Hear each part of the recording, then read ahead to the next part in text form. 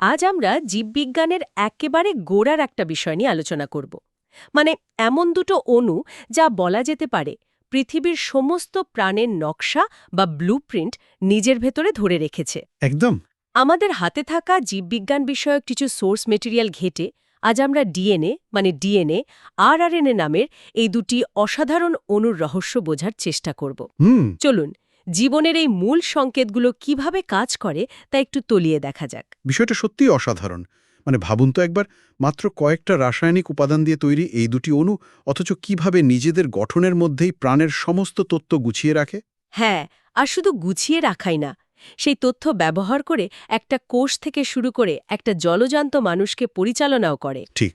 আজকের আলোচনায় আমরা সেই প্রক্রিয়াটাই ধাপে ধাপে আবিষ্কার করার চেষ্টা করব। আচ্ছা, তাহলে একদম গোড়া থেকে শুরু করা যাক। এই যে ডিএনএ বা আরএনএ, এই জিনিসটা আসলে কি? এদেরকে তো নিউক্লিক অ্যাসিড বলা হচ্ছে। হ্যাঁ, বিষয়টা একটু সহজ করে বললে কেমন হয়? অবশ্যই। নিউক্লিক অ্যাসিডকে তুলনা করা যায় একটা লম্বা পুঁতির মালার সাথে। পুতির মালা, আচ্ছা। হ্যাঁ, এই মালার প্রত্যেকটা পুঁতিকে বলা হয় নিউক্লিওটাইড। এরকম লক্ষ লক্ষ নিউক্লিওটাইড নামের পুঁতি পরপর জুড়ে তৈরি হয় একটা নিউক্লিক অ্যাসিডের মালা। ও আচ্ছা, আচ্ছা। 1859 সালে বিজ্ঞানী ফ্রেডরিক মিশার উনি প্রথম কোষের কেন্দ্র বা নিউক্লিয়াস থেকে এই জিনিসটা আবিষ্কার করেন। দারুণ অ্যানালগ। তাহলে এই নিউক্লিওটাইড বা পুঁথিগুলো, এগুলো কি দিয়ে তৈরি? প্রত্যেকটা নিউক্লিওটাইডের আসলে 3টে অংশ থাকে। একটা হলো 5 কার্বনযুক্ত চিনি বা শর্করা, একটা ফসফেট গ্রুপ, আর সবচেয়ে গুরুত্বপূর্ণ অংশটা হলো একটা নাইট্রোজেন বেস বা ক্ষারক। এই ক্ষারকটাই কি তাহলে তথ্যের মূল একক? একদম। এই ক্ষারকটাই আসলে তথ্যের মূল একক। আর ডিএনএ ও আরএনএর মধ্যে মূল পার্থক্যটা কিন্তু এই চিনি আর ক্ষারকের মধ্যেই লুকিয়ে আছে। বেশ আকর্ষণীয়। তাহলে এবার ডিএনএ সেই বিখ্যাত গঠনের কথায় আসা যাক, যা আমরা প্রায় সবাই বইয়ের পাতায় বা ইন্টারনেটে দেখেছি। ওই ডবল হেলিক্স বা প্যাঁচানো শিলির মতো গঠনটা। হ্যাঁ, ঠিক তাই। ১৯৫৩ সালে ওয়াটসন ও ক্রিক এই মডেলটা দিয়েছিলেন। এর পেছনের গল্পটা কি?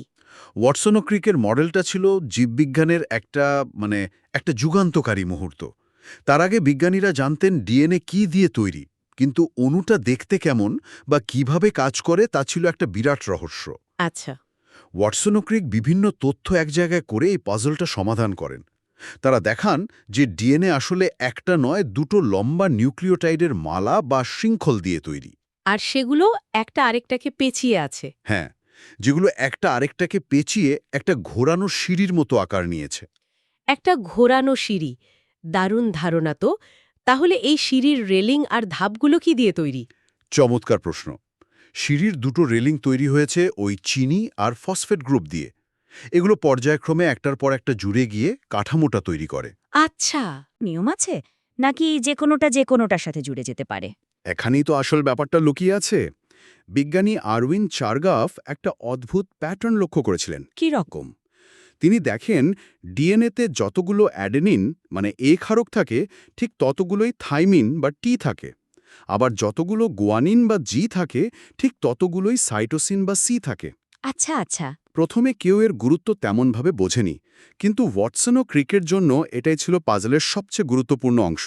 তারা বুঝতে পারেন যে এ সবসময় টি এর সাথেই জোড় বাঁধে আর জি সবসময় সি এর সাথে। ও, তার মানে এটা একটা ফিক্সড জুটি।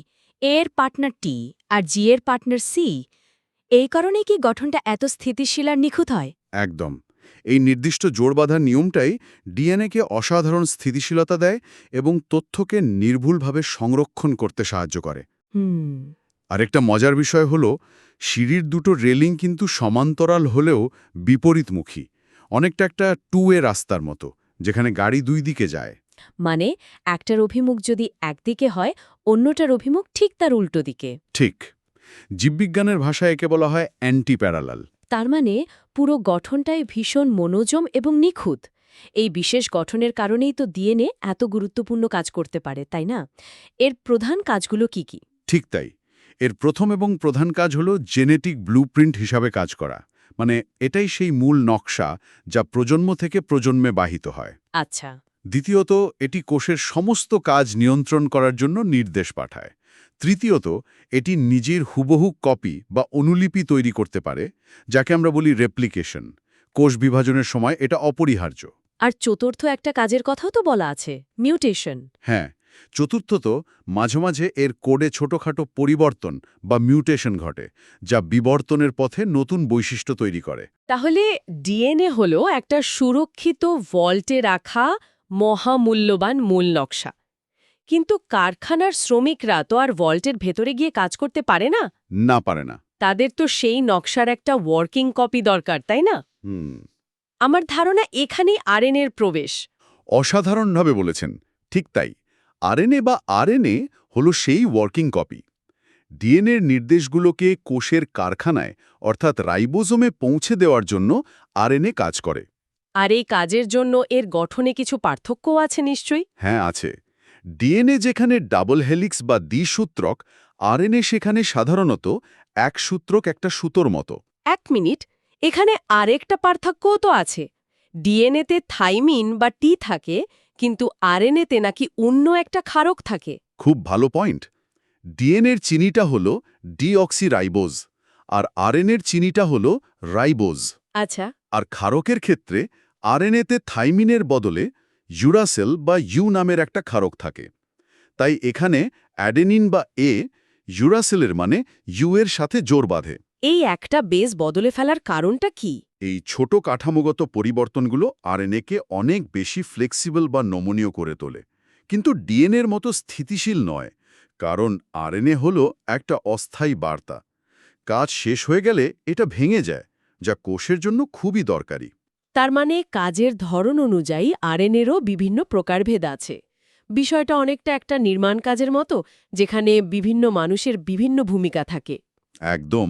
আমরা যদি কোষকে একটা নির্মাণাধীন বিল্ডিংয়ের সাথে তুলনা করি, তাহলে ডিএনএ হলো আর্কিটেক্টের মূল নকশা, যা অফিসে নিরাপদে রাখা আছে। হুম। এমআরএনএ বা মেসেঞ্জার আরএনএ হলো সেই নকশার একটি পাতার ফটোকপি, যা কনস্ট্রাকশন সাইটে নিয়ে আসা হয়।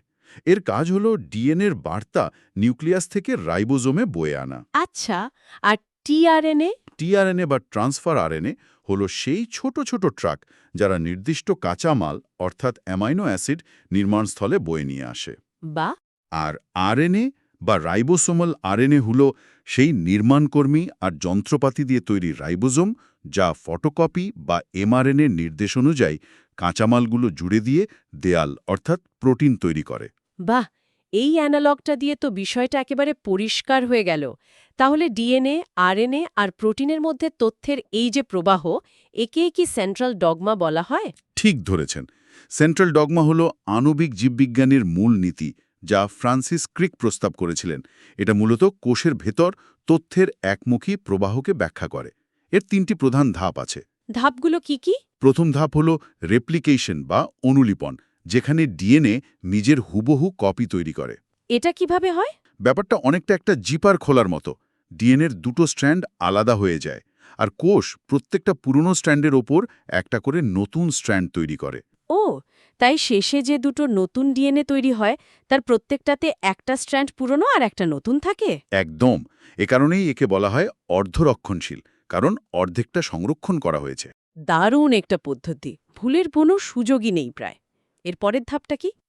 দ্বিতীয় ধাপ হল ট্রান্সক্রিপশন বা অনুলিখন।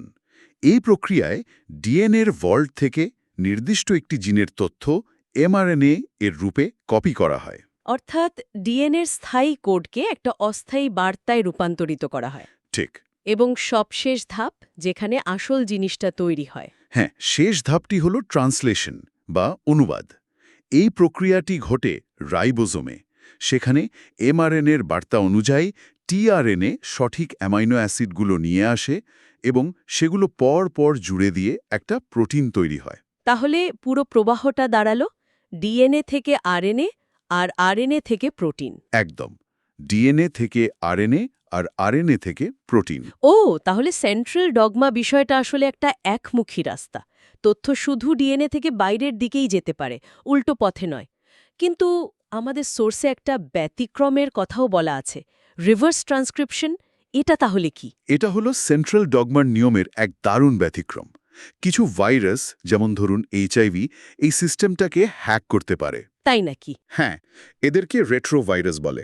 এরা নিজেদের জেনেটিক তথ্য আরএনএ হিসাবে বহন করে। যখন এরা কোনো কোষকে আক্রমণ করে তখন রিভার্স ট্রান্সক্রিপ্টেজ নামের একটি এনজাইম ব্যবহার করে নিজেদের আরএনএ থেকে ডিএনএ তৈরি করে ফেলে। মানে তথ্যের প্রবাহ উল্টো দিকে যায়, আরএনএ থেকে ডিএনএ। ঠিক।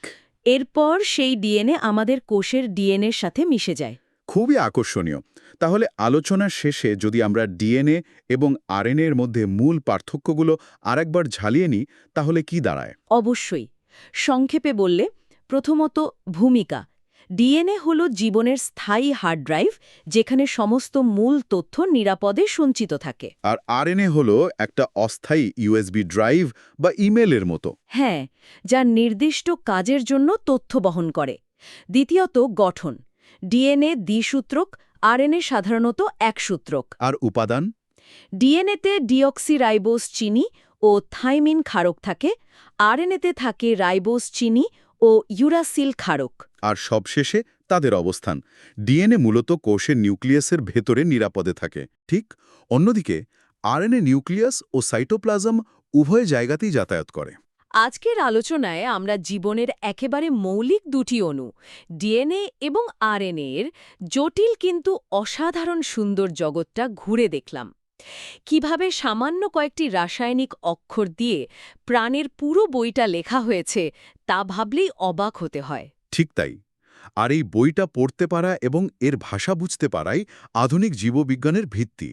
বংশগতি থেকে শুরু করে রোগ নির্ণয়, এমনকি জেনেটিক ইঞ্জিনিয়ারিং, সবকিছুর মূলে রয়েছে এই দুটি অণুকে বোঝার ক্ষমতা। আলোচনা শেষ করার আগে একটা প্রশ্ন রেখে যাই। আমরা ডিএনএর কোডকে বলছি প্রাণের ভাষা। বর্তমানে জিন এডিটিং প্রযুক্তির মাধ্যমে বিজ্ঞানীরা এই ভাষা শুধু পড়তেই নয়, ইচ্ছামতো সম্পাদনা বা বদলাতেও শিখছেন। যদি আমরা প্রাণের এই মূল কোডকে নিজের ইচ্ছামতো পরিবর্তন করার ক্ষমতা পুরোপুরি আয়ত্ত করে ফেলি, তাহলে ভবিষ্যতে মানব জীবন এবং পৃথিবীর বাস্তুতন্ত্রের ওপর এর প্রভাব ঠিক কতটা সুদূরপ্রসারী হতে পারে?